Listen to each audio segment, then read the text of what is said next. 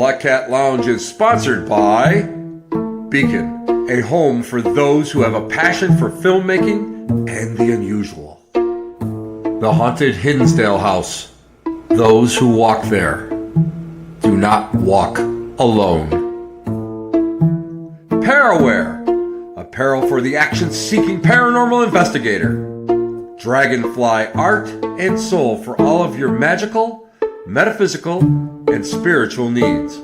Mystery Control, your go-to feed for science, magic, true crime, the paranormal, and so much more. Paraniagara, one of the top-rated destinations in Western New York. The Black Cat Lounge is part of the Paraflix Entertainment Network.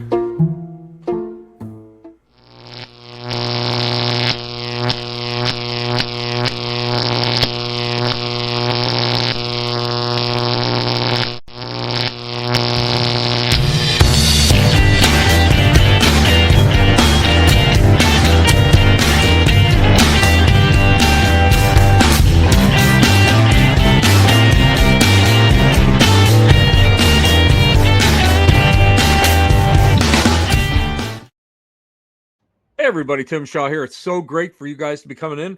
I am thrilled that you're here on a Tuesday night. Tuesday nights. Where else would you be? I'll tell you where you would be. You would probably be drinking wine, cheap wine at that, in the gutter, someplace in a place that we don't want to talk about. Anyway, you're here at the Black Cat Lounge, and I'm so happy that you're here. You know, I got to bring up a subject. I got to bring up a quick subject before we bring our guest on. The selling of the Warren House. Come on, guys. Come on. Why is it so crazy? Let's be honest. I have haunted objects. Behind me is haunted objects. I'm surrounded by haunted objects. It's no big deal. It's no big deal. And it's such an outcry. And Matt Rife, he's one of us. He's been a paranormal guy for years. I think the problem is that people don't understand about it. And I think that it's a good thing. And I really do. And I'm glad that they do it. But people like the drama and they like to argue back and forth. And agree with me, don't agree with me, that's cool. It doesn't bother me. But, guys, there's not much you can do about it. So ride it out with everybody else. And I'm going to tell you what, when they open up the Warren House for overnights, I want to be there because, I mean, not that we were friends, but Lorraine and I talked many times, and mostly not about paranormal. It was mostly about her Polish roosters that were her pets. And to me, she was very, very kind and she was a nice lady. And I think to myself, I would like to be in a place where history is, where history was made, paranormal history. I don't really care about the objects. I mean, like I say, I have objects on the other side here. I just received a Ouija board that may or may not have caused a death. We don't know. Needless to say, that's been out in the garage for a couple days, so we're not going to be bringing that stuff in right away. But what do you guys think? I mean, I'm just, to me, it's just another day, another argument, and I think it's going to be a good thing. And, Tony Spera and his wife, they aren't getting any younger, and I really do feel that this is the right move for them. Plus, on top of it, I know that the township was giving them a hard time about permits, and, and it was and neighbors were complaining, that it was like a museum and they were doing tours. So, let's just think about this. Is it good? Is it bad? I personally think it's great. Anyway, we got a great guest, and I am so thrilled. I got a chance to meet this guy at the Mansfield Reformatory in June, I believe. May, June, whatever. I'm lucky I know what month this is now. But he's really been cool. And I've watched him. I've actually watched him on Paranormal Caught on Camera. And I thought he was a great guy. And, well, here's the problem. You go to these events, and you really want to meet people, and you don't get a chance to do it. So tonight, neither one of us are wearing pants. I just want to let everybody know that neither one of us are wearing pants. Neither one of us are going to stand up, but we're not wearing pants. And just to let you guys, little full disclosure, we're being transparent here in the Black Hat Lounge. But he's really, you know what? I've got a lot. The more I researched him, the more respect I have for him. Anyway, Dan Sturges is a graduate of the American Academy of Dramatic Arts, where he received the Spencer Tracy Scholarship and the Charles Jellinger Award for Acting. The Institute's highest honor, which is so cool. He has been seen in a a variety of TV shows and projects, both on and off the stage. His interest in the paranormal world began in his childhood. We're going to talk about that, all about ghosts. And well, he has a special place in my heart because he is interested in the American Civil War. So as you guys know, that's something that I love. Dan is one of the founders of the historic Paranormal Research Group, which is dedicated to researching and investigating historically haunted locations. Again, I love that because I feel that all investigations should wrap around the history of the location, which I absolutely love. He's been at the Ed Sullivan's Theater, a lot of places all through New York City, but mostly, he told me 19 years he's been investigating the Merchant House Museum, which is probably, they consider, the most haunted location in Manhattan. He can correct me if I'm wrong with that, but I do know just a little bit about the Merchant House. Impressively, Dan is a member of the Association of Transcommunication Group, specializing in EVP work, a member of the Forever Family Foundation, which I did not know about, and I do a little research, and I'm very, very interested in that. So we'll talk to him about that. He's a member of their medium certification team, which scares the hell, as a medium, scares the hell out of me.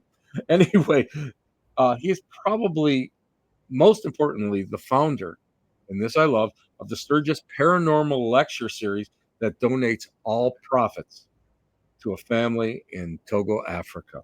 So, my friends, please welcome someone who I want to get to know better. You know what? See this elbow? I want to rub elbows with him. I want to rub some elbows with him, and usually if we rub elbows, it's because we're tipping something, but that's neither here nor there.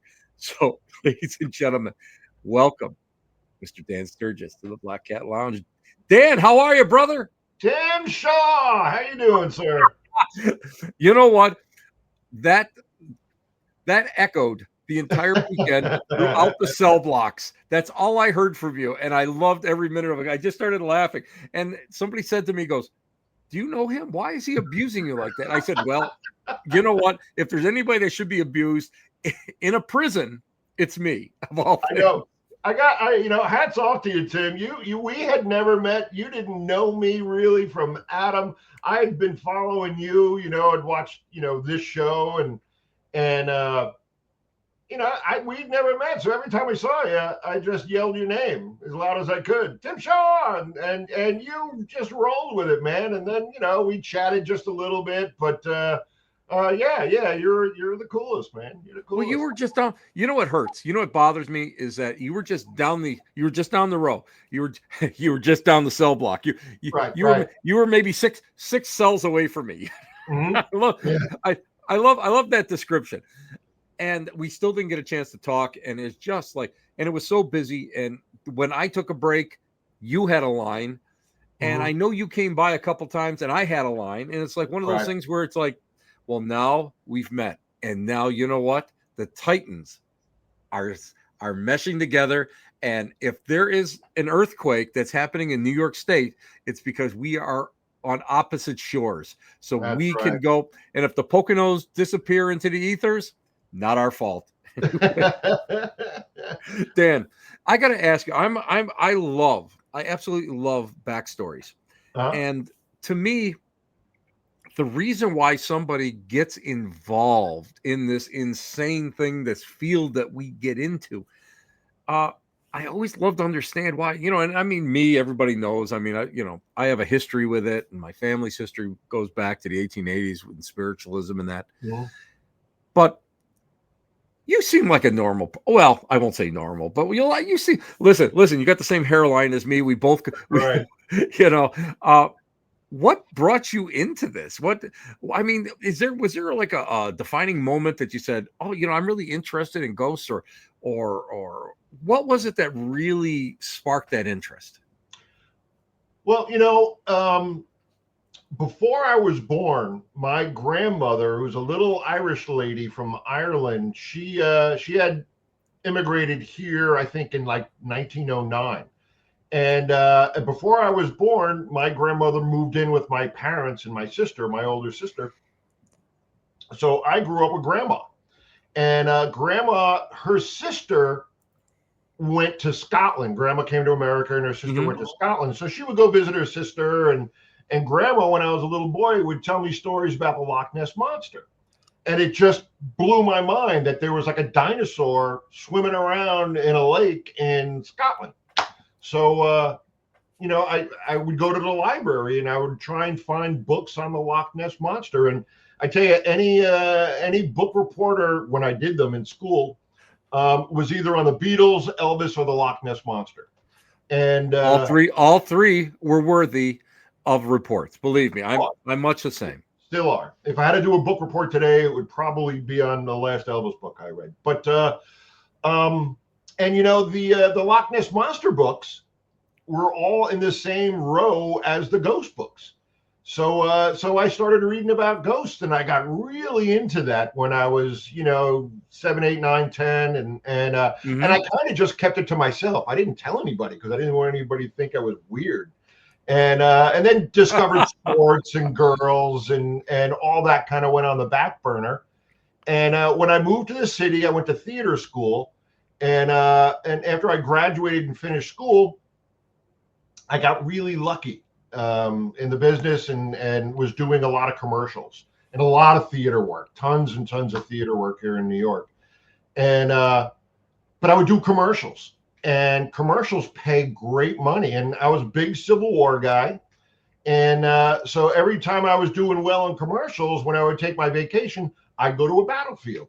And like Antietam, we were talking earlier, and Gettysburg, big fan of Gettysburg, and Harper's Ferry, and I'd go to all these places, and they all have a haunted bed and breakfast.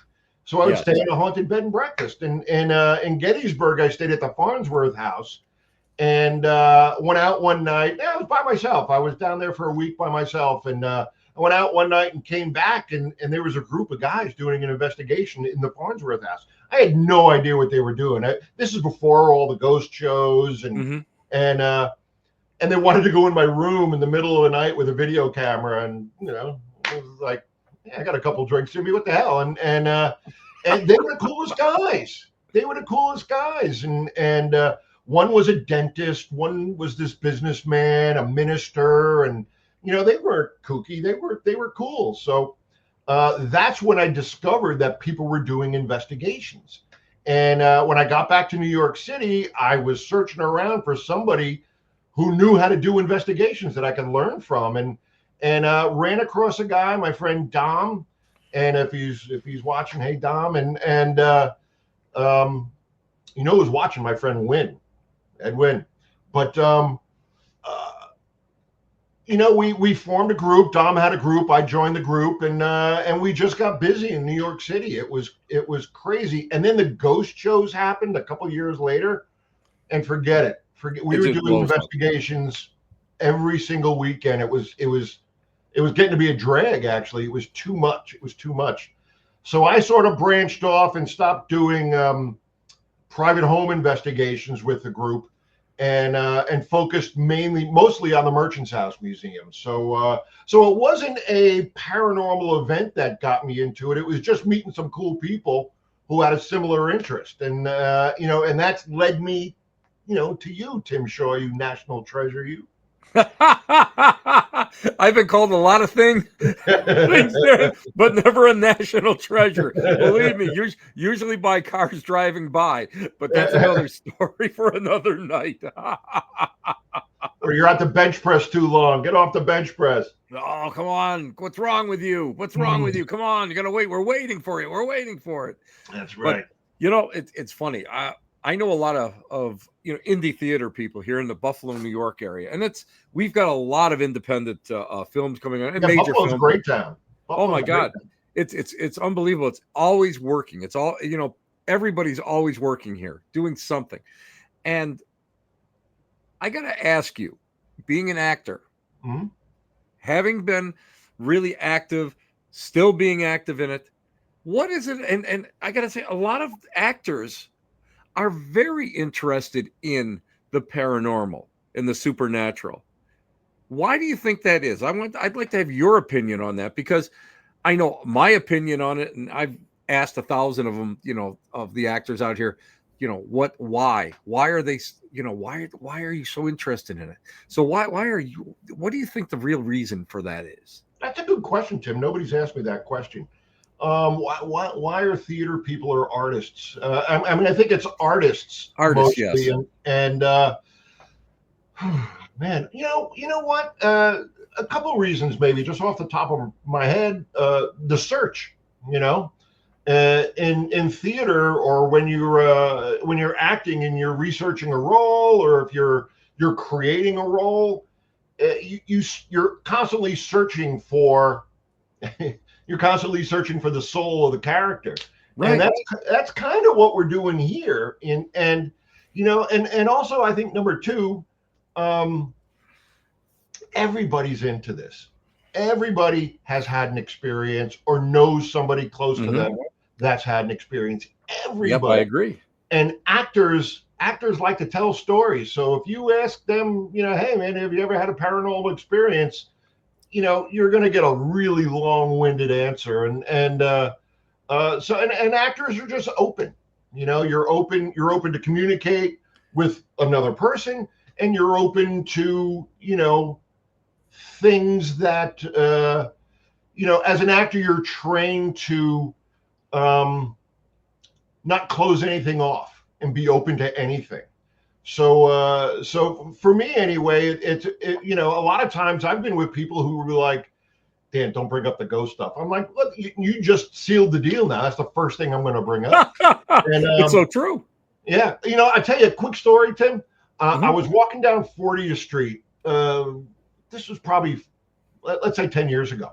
Mm-hmm. And I'm walking down 40th Street, 40th Street and 8th Avenue. I'm getting ready to get on the subway, and this beautiful redheaded woman comes running towards me, and she obviously thinks she knows me. And she doesn't, because I would have remembered this girl. And she comes up and she goes, "Oh my God, I'm so sorry, I can't remember your name." I said, "Oh, my name's Dan." I said, "I can't remember yours either." And she said, "I'm Amber." I said, "Hi, Amber." And we start talking. She hasn't a clue that she doesn't know me. And she goes, "Oh, you know whose wedding I just went to? Her and her partner, they got married." And I was like, "Oh, well, congratulate them for me." I don't know who she's talking about. And she goes, "Listen, are you on social media?" I said, "I'm on Facebook." And she goes, "I'm going to send you an invite to my birthday party." I said, "All right, great." And we exchanged information. I went home and I was telling my mom this funny story. And she goes, "Are you going to go?" And I said, "No, I don't got to go." And she goes, "You should go, Dan. Maybe this is the girl." And I was like, "You know what? Maybe you're right, Ma." So I went. Turns out this woman had just gotten a divorce like 6 months earlier. All her friends are there and a new guy. So they're all asking me, how'd you meet Amber? How'd you meet her? How'd you meet her? And I was making stuff up to everybody. I met her in pottery class. I met her at Bikram yoga. I was just making stuff up. And if they started asking too many questions, like, Amber does Bikram yoga, she would never do that. And I was like, have you ever seen a ghost? And I'd bring up the ghost stuff. And every single one of those people at that party had a ghost story, and they stopped quizzing me about this woman that I didn't know. And yeah, so I just, everybody's got a story. Everybody's interested in this. Even people who say they're not. I'll play them a clip, or I'll take them to the merchant's house, and something will happen, or we'll have an experience, and it just blows people's minds. So well, what I found was, I thought it was just so interesting. First of all, every theater has the ghost light. Every theater has a ghost light. And I love the whole lure behind that. I'm a myth guy, you know. I mean, I think our biggest problem in modern society is we destroy our mythology. Yeah. So we don't take that seriously, like, generations behind, And that's only here. That's only in the States, you know? yeah, Yeah. because I know other places, they are just like, they hold on to everything. We, Right. in turn, we just go and we bulldoze everything down. We rebuild. Myths are just, yeah, they're just, Yeah. Myths don't make money. well, that's it. Well, neither really does the paranormal, but we'll talk about that in Somebody's another. making money. Somebody pays us, so somebody's making money. Well, that's true too. Yeah. But you know, the other thing is I found that actors are so superstitious. Oh yeah. Okay. Break a leg. Uh, Yeah. my favorite is always the Scottish play. Never say Oh what it yeah. is. Never say Okay. what it is. I say Macbeth all the time. Well, we do. We do Yeah. because Dan, let's face it, you and I are not afraid to poke the devil, but that's just us because we have great hairlines. That's what it is. That's the But truth. they're very, very superstitious. And Yeah. I always found that interesting. And you hit on something that I was really like, yeah, I'm glad he hit on that. When you're researching a role, you're looking for the soul. Hmm. You're looking to get into that. And what I like to do is recreate something, a scene, something that happened at a location. Hmm. And what you're trying to do is try to find the soul, that vibration, that essence that is in that location. Right. And it's 9 out of 10 times you'll get something, you'll get that reaction. Sure. Whatever it is, whether it's stone tape theory or if it's intelligent, you're going to ping it. And I always thought that was a phenomenal thing. And of course, again, you and I aren't really afraid of anything that's negative. It's sort of Yeah. like you and I. Have you ever? I've never. When people talk about like negative entities or Mhm. demonics, or I've never come across anything that I even considered remotely demonic.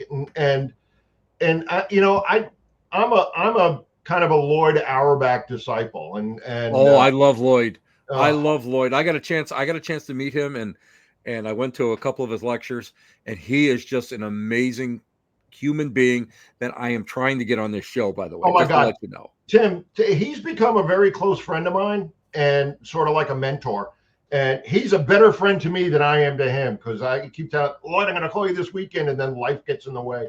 But Lloyd is, I went to a lecture of his when I was with the group here in New York, and people were asking him questions at the end of the night, and they were just insane questions. I'm sorry, they were crazy. And I forget what I asked him, but he came up to me afterwards and he went, "Thanks so much for the question. That was a good one," because we had a conversation, Mhm. and then we started emailing back and forth, and turns out his mom lives upstate, but not far from where I am, only Oh, like 15 or 20 minutes, and I live in Manhattan, but I'm on the very, very tippy top of Manhattan, and so he said, "Listen, I'm going down to Philadelphia to Eastern State for a convention when they would have those conventions down there. right. He goes, you want to ride with me?" And I was like, "Yeah." He picked me up, and we went down, and we became great friends after that. So He's amazing. He's just an amazing. He's a font of information. He's one of those people that I love. I love people like that because you get a chance. You're just talking to them on just a normal basis, and the amount of information that they can just spill out yeah, without thinking is amazing. But get back to your original question. We're okay, talking about if I've ever found anything that was truly demonic. yeah, Absolutely not. I've worked with a couple of exorcists over the years, and I'm going to be totally honest with you. I'm not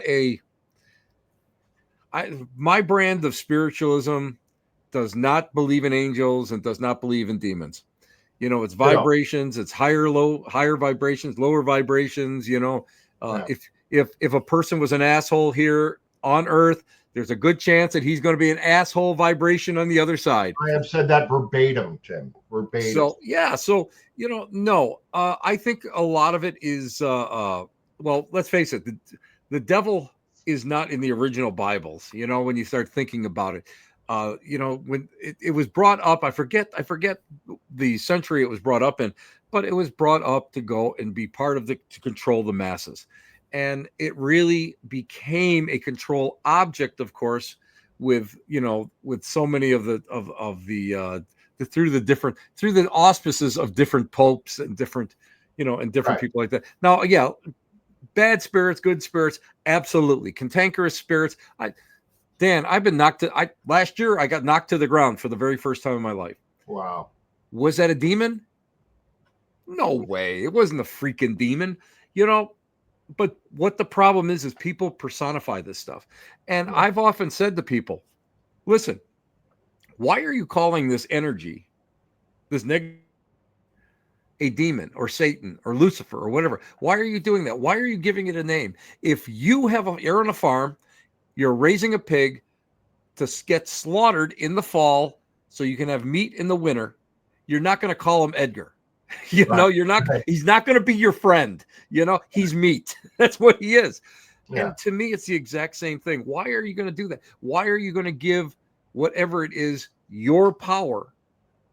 And what happens is inevitably in the back of your mind, when you go into these things, it's like, Dan, I'm sure you've done this. You've experienced this. You go see a horror movie, the most horrific horror movie in the world. You're walking through a place in the dark and you hear something. Well, every horror movie you've ever seen is spinning through your head, Of course.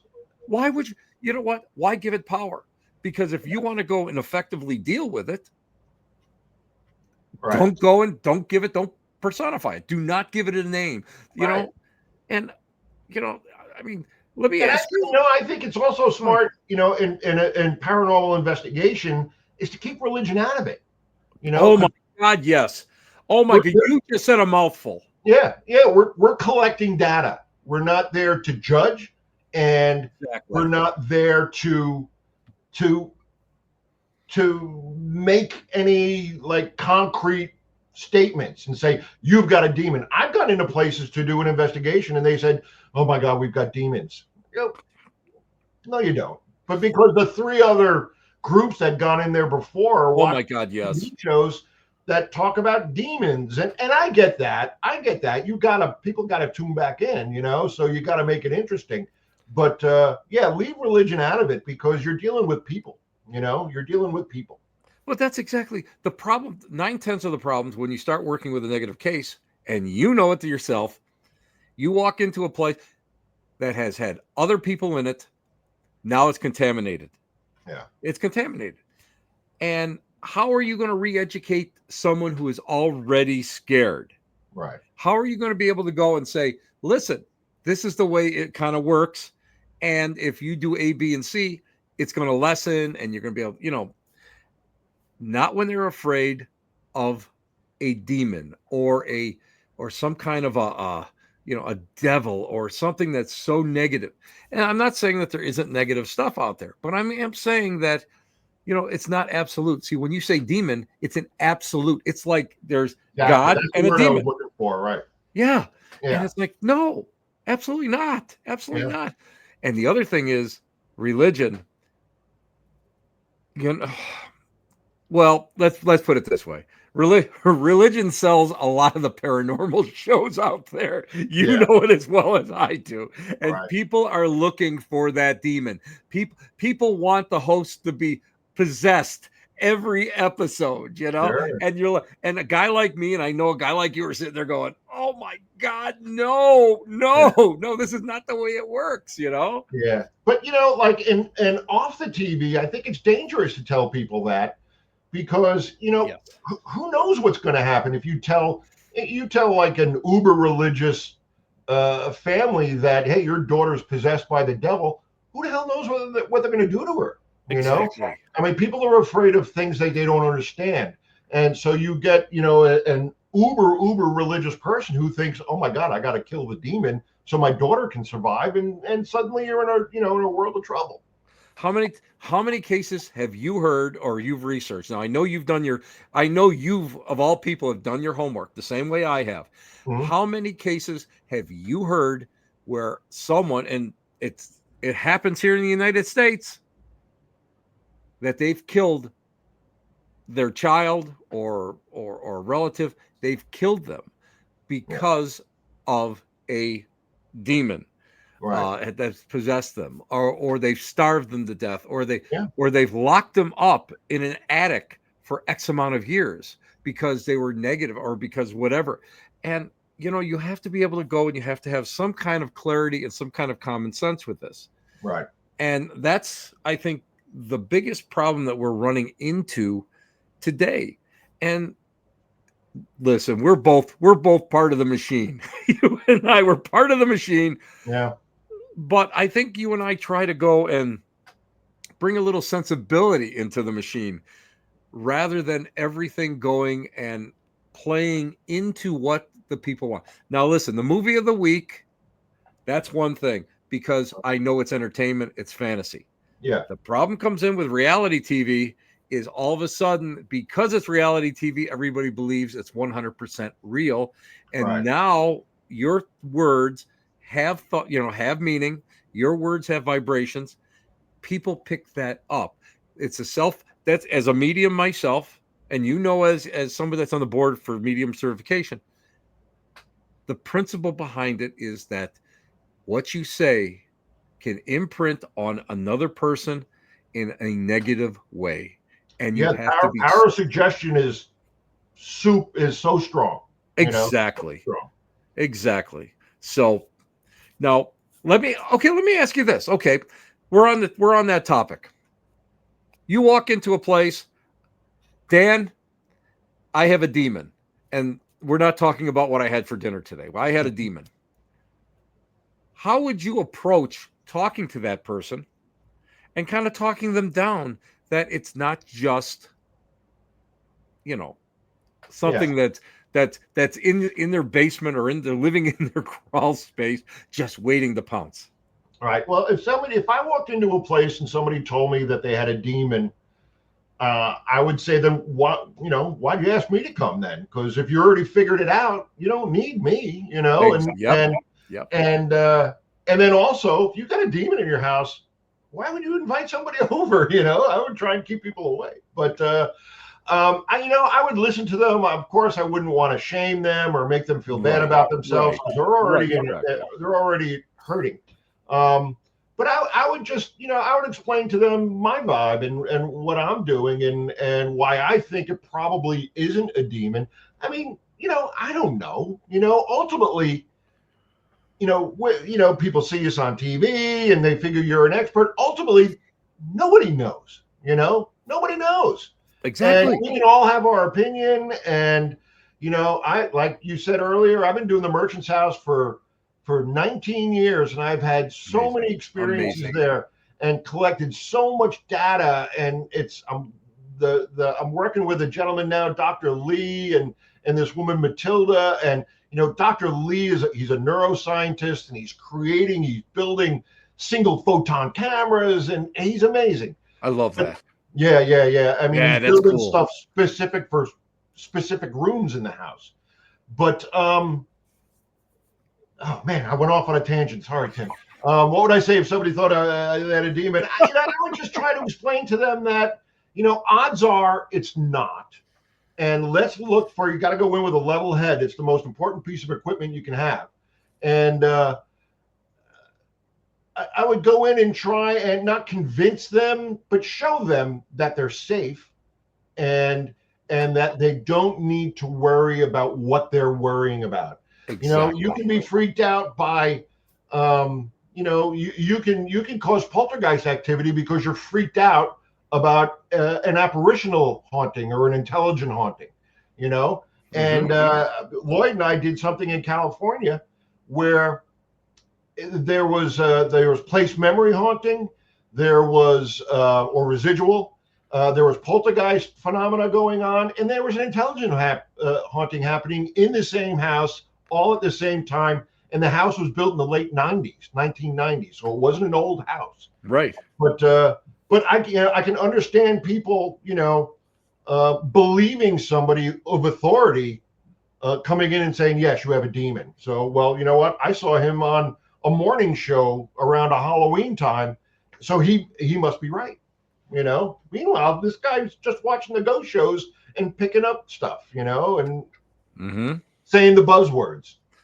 And the buzzwords is what all the buzzwords scare people. And that, and as well as I do that everything out there is calculated.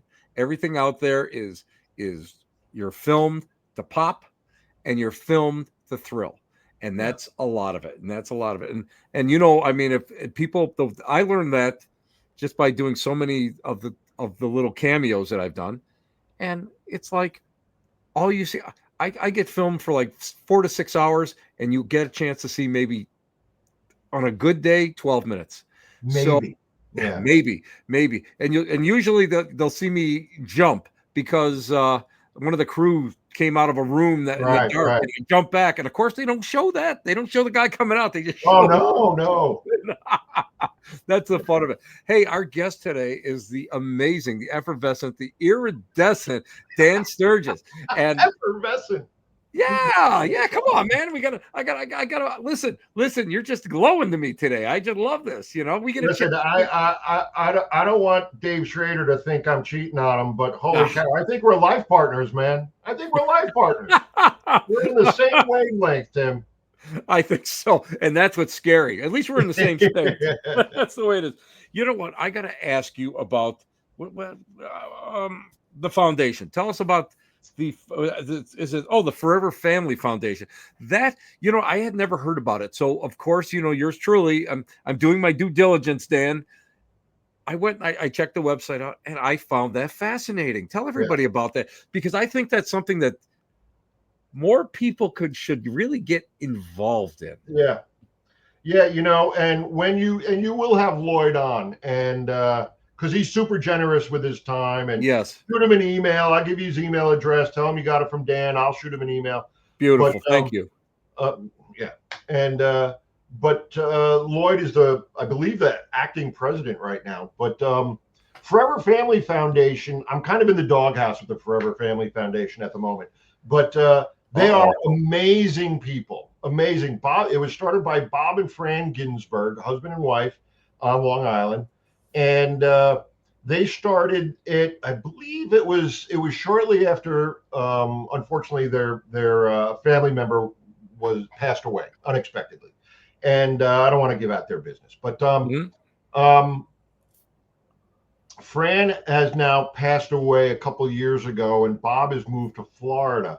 But what they do, and what I was doing with them on the medium certification team, was just what they do is they vet mediums, psychic mediums.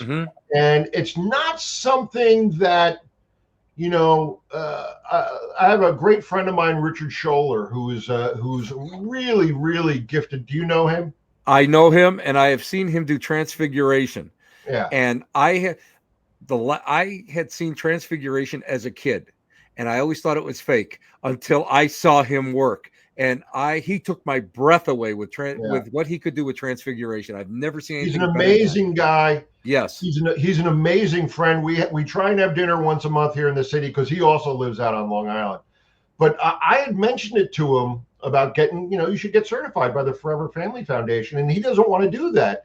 And he explained to me, he goes, Dan, what if I'm having a bad day? And then now I didn't get certified. I failed. And I get that. That makes perfect sense to me, and I understand why somebody wouldn't want to be certified.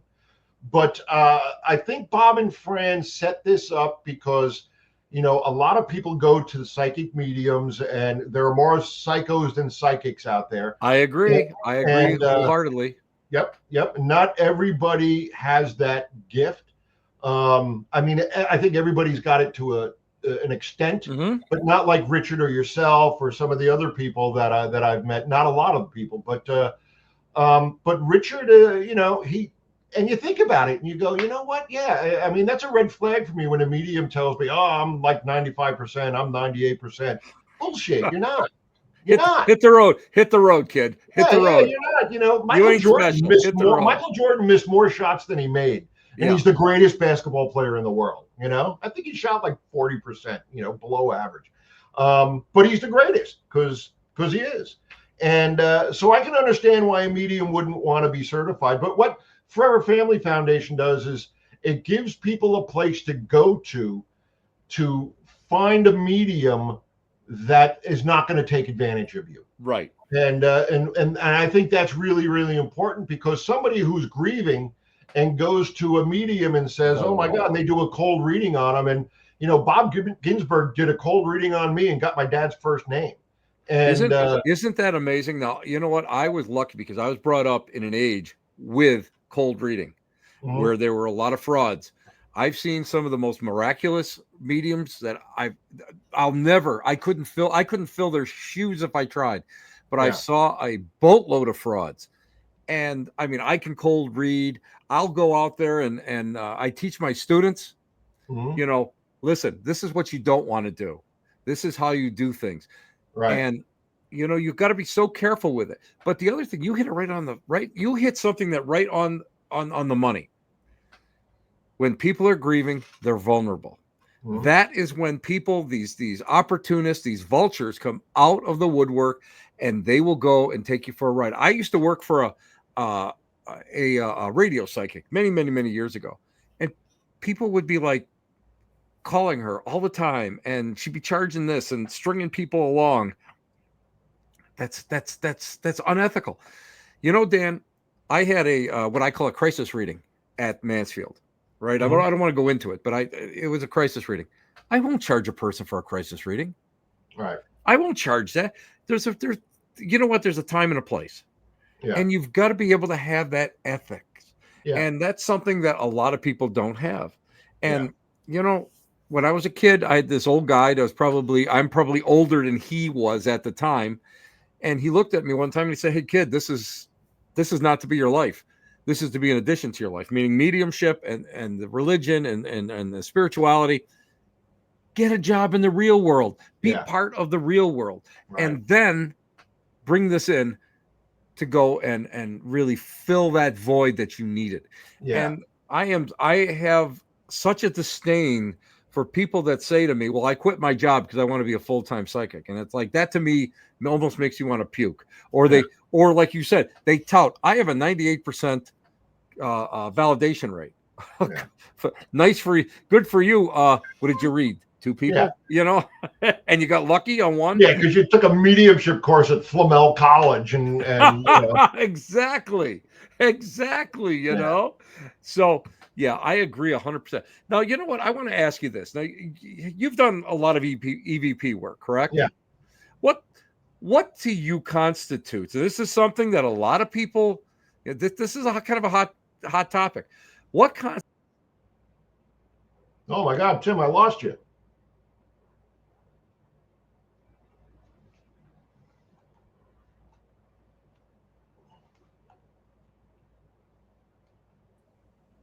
We got popped off on this one. I don't know what happened. There we go. That's Flamel College giving me a hard time. we got dropped on that. But what constitutes, in your opinion, true, intelligent, two-way conversation, or some kind of a two-way response when we're starting to work with EVP? Okay, well, I mean, you know, if you're getting direct answers to questions, to me, that's an intelligent response. Right. Merchant's House, you know, EVP, for my friends who are watching who don't know, it's electronic voice phenomena. And those are anomalous voices that are picked up on recording media during the investigation, but they're not heard during the investigation. Right. They're heard later on when you're listen to the recorder. They're imprinted onto the recording media. Which has been happening since the invention of recording media. But, you know, in answer to questions, Merchant's House, you know, we were there. And when I do the Merchant's House, I always bring somebody who has never been on a paranormal investigation before. Awesome. Always, without fail. And it's easy to find somebody willing to go. But we were there. I was there with a girl named Holly, and she was looking into a mirror, and Mrs. Treadwell, the matriarch of the family, and she said, "Mrs. Treadwell, do you think I'm pretty?" And then when I'm listening to the clip later on, you hear a response. It says, "Pleasant enough."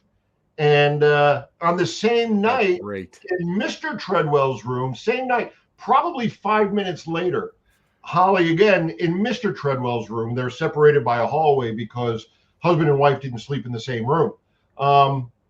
She asked if he knew how to play the piano, and we get a response that says, "I strike the keys in succession," a sentence, and it trails off after that. I can't tell what it says. That's After amazing. That's amazing to get that. Yeah, yeah. So we're getting answers to questions, and we're getting information. I brought Richard Scholler there. First time he was there, he got so much information. He was telling the museum board members things that they didn't know about the house, and furniture that was missing. The piano shouldn't be in that corner. It's supposed to be in this corner. I love when The that color of the happens. walls. He was getting information. He got first and last name of an Irish servant, the years that she worked there, the town that she came from in Ireland, and he also got the original address of the house. He didn't know where he was going that night. I didn't tell him where we were going. My name wasn't attached to the house yet. This was like my second investigation there. So to me, that just screams intelligence. You've got communication. You've got back and forth. Exactly. So So the unfortunate thing is now there's so much out there in the air. There's so many waves and everything, and and it's even like discarnate voices. Many years ago when I was much younger and I was working with other mediums. when you were my age, right? Yeah, well, hey, so some of us have walkers and the rest of us have wheelchairs. You're Yeah, almost at the walker stage. I'm That's the not way far behind, brother. I'm not far behind. But you would hear something, you would hear that voice, and it would be like, okay, where did that come from? You're in a farm, there's nobody out there. The houses, the occupants aren't in there. There's only so many people. You're in a enclosed area. Now you have to worry about shortwave. You have to worry about is there iron beams? Is everything grounded properly? K2s, Yeah. yourself. I mean, we had up at the old Hinsdale house, we had 10 K2s pinned in at one time. Well, that's not paranormal. That's a cell tower. Text message. That's a text message. Yeah, that's all that is. So, people don't realize that. And I think it's a lot harder now to be able to go and discern what is true and what isn't true. Yeah. So I think a lot of it is not only developing the ear for it, but also going and having it within the confines, like you said, of a question with a real-time answer. And that's like, to me, that's the Mount Everest when you can get that, because I can get gibberish. I'm going to be honest with you. I mean, if I get 20 EVPs in a night, I'm just saying I don't get 20 EVPs, Dan. Right. I don't. I'm lucky if I get one. But I mean, if I get 20 EVPs in a night, if I get one that answers a question in real time, I am so thankful, because I believe they're a lot more. They're an anomaly more than they are something that is just something that's everyday occurrences. Right. Merchant House. Tell us. I mean, that place fascinates me. Now, I've known about it. Right. A friend of mine was trying to set up a little event for me to come up there, and then he ended up moving away, so it never came to fruition. But the Merchant House was an upscale residence, correct? Yeah. Yeah, the Merchant's House. It's a row house on East 4th Street, 29 East 4th Street, New York City, on the Lower East Side, and it's a 5-story townhouse. And like I said, it was built in 1832. It was in a very Tony part of the city. It was a very ritzy neighborhood. It would be like considered Tribeca these days. and that's where all the shows were and the cool restaurants. And a gentleman named Seabury Treadwell, who sold ironworks and metal to the ships that were down in the port down there. So he did very well for himself. And when he retired in 1835, he bought this house. So they moved in 1835. Him and his wife, 4 servants, and his 7 children. And Gertrude, the last daughter, she was born in the house in 1840 and lived there till she died, romantically in the bed that she was born in. But they're not exactly sure that that's true. But she died in 1933. She never moved out of the house, never married. So one family lived in the house. After she passed away, it got boarded up, and paranormal activity started happening a few weeks after she passed away. People saw her on her stoop shooing kids away that were playing in front of her house. And the people on the block recognized her, that it was Gertrude. But then the house was boarded up, and it was almost torn down. And then a family member, a cousin, George Chapman, I believe his name was, he bought the house and opened it up as a museum of 19th century living, which would be like if we opened up a museum of the 90s, Right. But as they were redoing the house to, put electricity in and running water, and the workers were having experiences and they were keeping track of them. And so they have a diary of paranormal experiences since before the museum opened. And some of those stories, you can go back into the archives and you can see, a worker saw a woman in a brown dress walk down the stairs into the kitchen, and she was drinking a cup of tea looking out the window. And then in 2022, you'll have somebody who's visiting the house and says, yeah, I saw a woman in a brown dress go down the stairs, go into the kitchen, and she had a brown dress and she was drinking a cup of tea. So separated by like almost 100 years, people having the same experience. And amazing. What's unique about the merchant's house is everything in the house is original to the house. So the couches, the silverware, the sheets on the bed, the clothes in the closet, that was all there in the 1850s. And so it's as a controlled environment as guys like us can find. Amazing. We know the entire history. We know when everybody died, where they died. I think they had 8 deaths in the house. Seabury Treadwell passed away on March 7th, 1865, and I was born on March 7th, 1965. So 100 years to the day is that's how we're connected. So synchronicity. Yeah, man. Yeah. That's the way it works. That the house was on Ghost Hunters like around the first season. I forget which season. Wasn't that the episode that somebody stole the equipment and Steve was running after him or something? Yeah, I think so. Yeah. But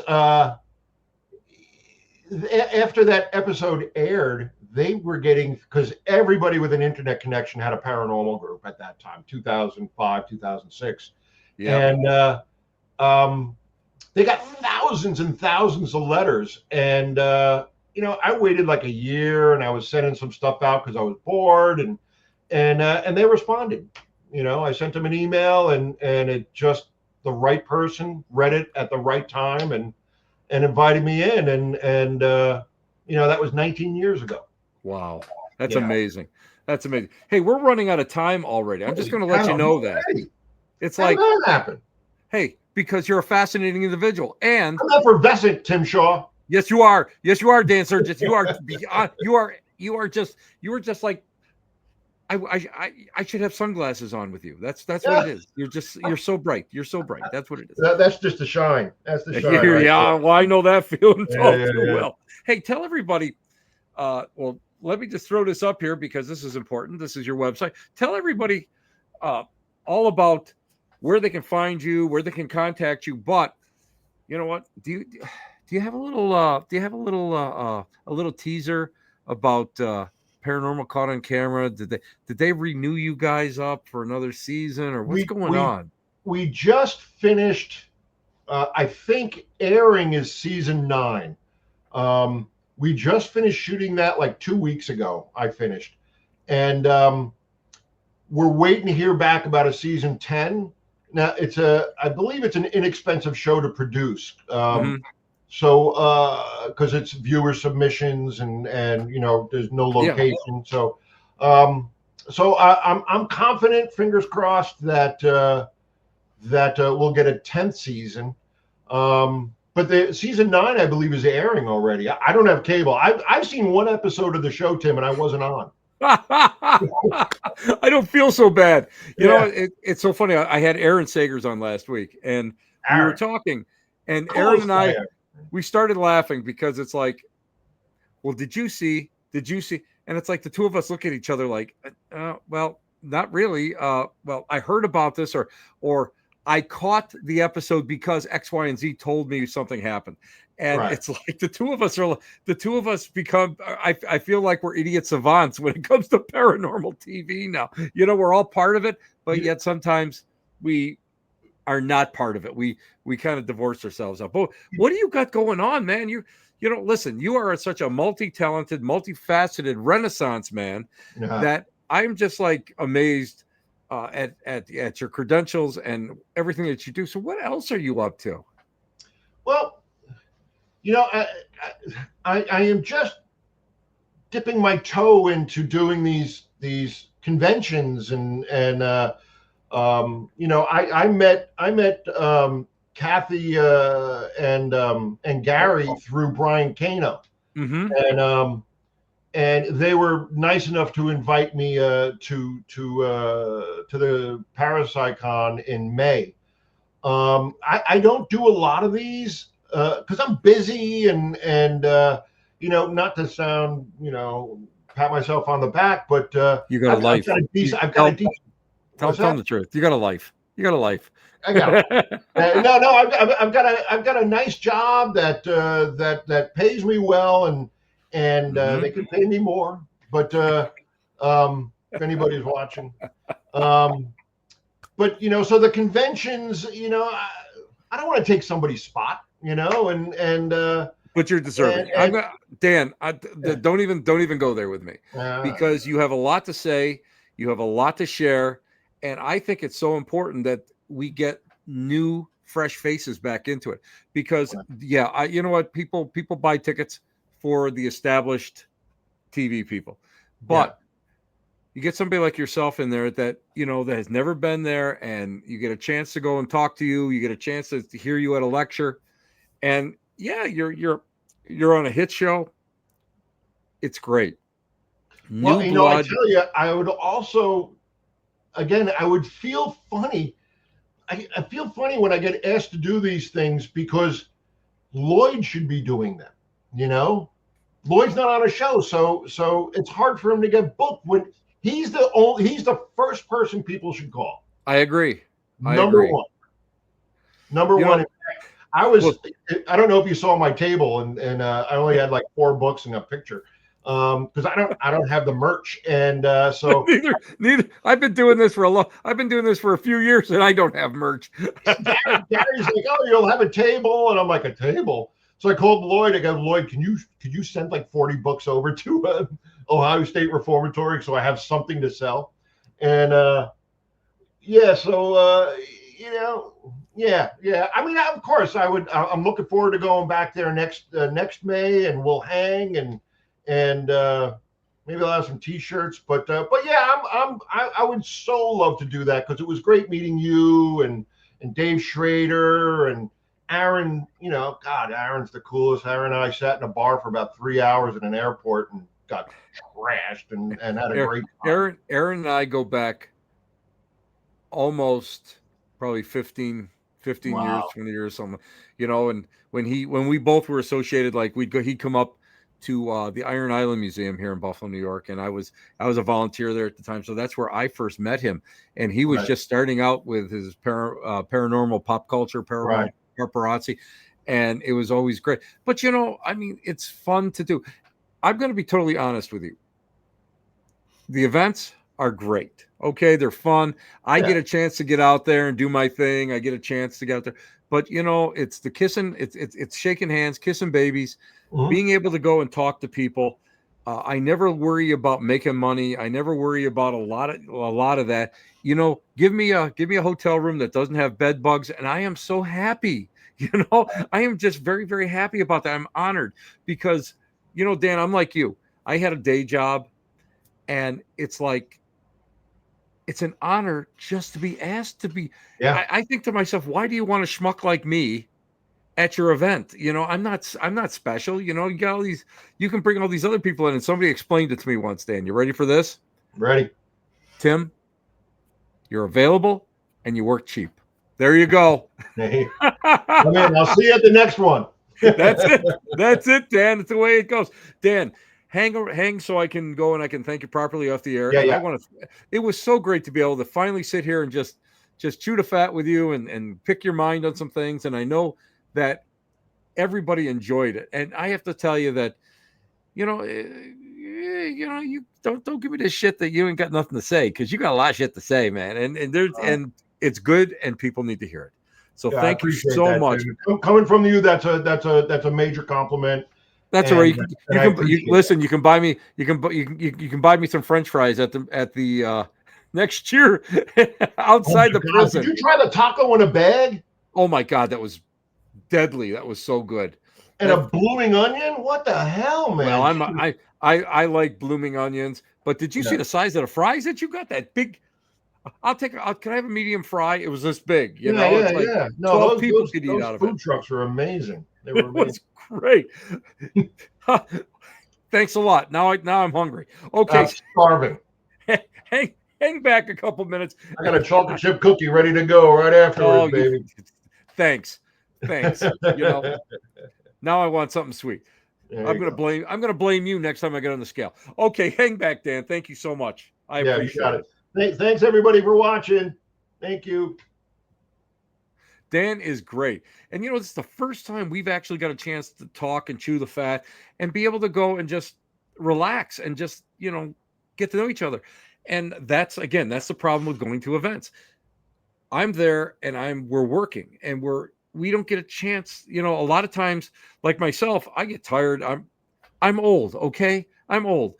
11 o'clock comes. I want to be in I want to be in bed watching Law and Order or something, but that's the way it works. And we don't get a chance to really hang out. But being able to go and really just get to know Dan a little bit better and do my research on him and talk a little bit and see where his whole vision is from, that is just something that just can't be. I can't measure that. I mean, I really can't, because I think it's a wonderful thing. And, you don't get a chance to do that. So, guys, I want to thank each and every one of you for hanging out with me tonight. It's Tuesday night. Thank you so much. I hope to see some of you guys on Saturday at the Forsyth Tavern. Again, 100% of all proceeds are going directly to the historic site. So, guys, take care. See you next week. The Black Cat Lounge, where the elite meet next to the dumpster transfer station. Ciao, babies. Be good, be kind, and do yourself a favor. It's going to be hot this week. Drink lots of water.